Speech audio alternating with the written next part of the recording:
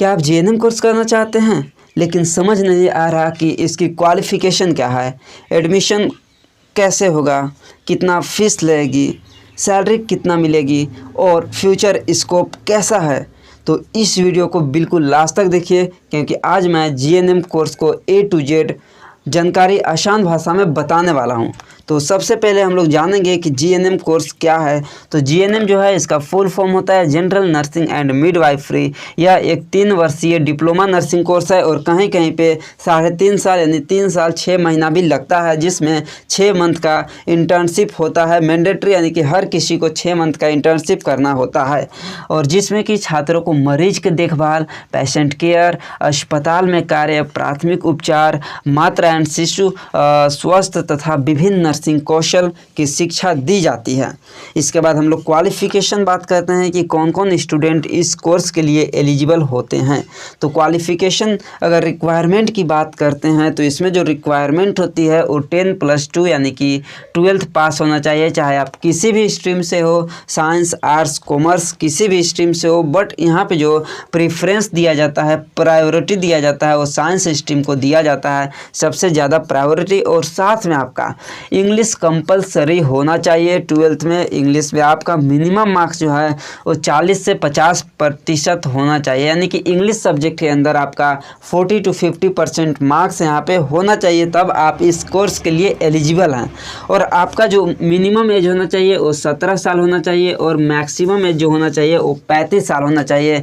आपका कब तक होना चाहिए? तो 31 दिसंबर जो भी वर्ष में आप एडमिशन लेना चाहते हैं उस वर्ष तक का। और इसका और साथ में आप मेडिकली फिट होना चाहिए, तब आप इस कोर्स के लिए एलिजिबल हैं। इसके बाद हम यहाँ पे एडमिशन प्रोसेस की बात करते हैं। तो एडमिशन प्रोसेस जो है वो आपका एंट्रेंस एग्ज़ाम होता है बहुत सारे स्टेट में, जैसे झारखंड हो गया, यूपी हो गया, बिहार हो गया, राजस्थान हो गया, उत्तराखंड हो गया, पश्चिम बंगाल हो गया। बहुत सारे स्टेट्स है जो कि अपना एंट्रेंस एग्ज़ाम कराता है, यानी कि हर एक स्टेट का अलग अलग एंट्रेंस एग्ज़ाम होता है, अलग अलग नाम से होता है। तो आप जो भी स्टेट से है वो स्टेट में अपना देख लीजिएगा या फिर आप कमेंट कर सकते हैं। और इसके अलावा आपको डायरेक्ट एडमिशन, आपको कॉलेज जो है वो डायरेक्ट एडमिशन लेता है कहीं कहीं पे, तो आपको कॉलेज में भी जाकर पता कर लेना है।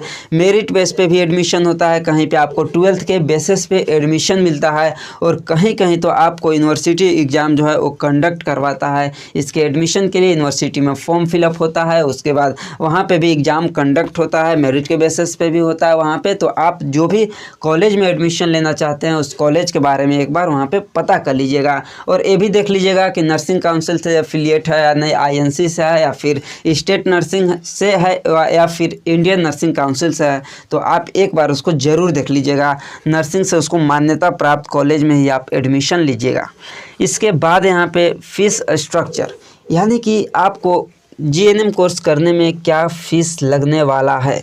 तो सबसे पहले हम गवर्नमेंट कॉलेज की बात करते हैं। तो आपका गवर्नमेंट कॉलेज में 10,000 रुपये से लेकर 30,000 रुपये पर ईयर लग सकता है, या फिर ये जो फ़ीस है वो आपका पूरा कोर्स का, यानी कि पूरे 3 साल से 3.5 साल का जो कोर्स होने वाला है उसका भी लग सकता है। आपका अलग अलग गवर्नमेंट कॉलेज में अलग अलग फ़ीस लगता है।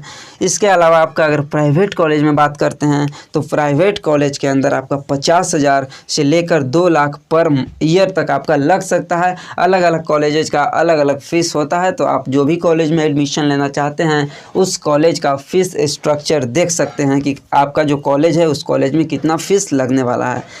इसके बाद हम यहाँ पे जॉब स्कोप वगैरह के बारे में बात करते हैं, आपका क्या क्या कैरियर स्कोप है। इसके बाद लास्ट में हम लोग सैलरी की बात करेंगे कि जब हम यहाँ पे जॉब करेंगे तो इसके बाद सैलरी कितना मिलेगा। तो सबसे पहले हम बात करते हैं कैरियर स्कोप में। तो मेजर जॉब जो है आपके पास यहाँ पे है, स्टाफ नर्स के तौर पे आप काम कर सकते हैं।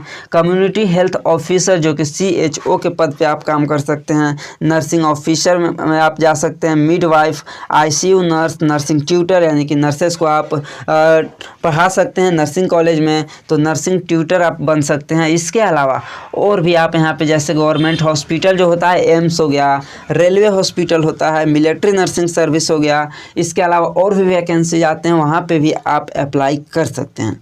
अगर प्राइवेट सेक्टर में बात करते हैं तो आप प्राइवेट हॉस्पिटल में जॉब कर सकते हैं, मल्टी स्पेशलिटी हॉस्पिटल में वर्क कर सकते हैं, नर्सिंग होम्स में काम कर सकते हैं और क्लिनिक्स वगैरह में आप काम कर सकते हैं।